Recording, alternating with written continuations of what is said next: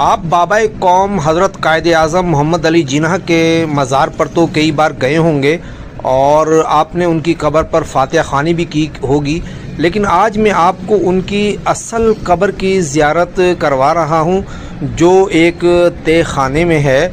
और ये देखें, हम सीढ़ियां उतर कर नीचे जा रहे हैं और वहां पर उनकी कब्र है।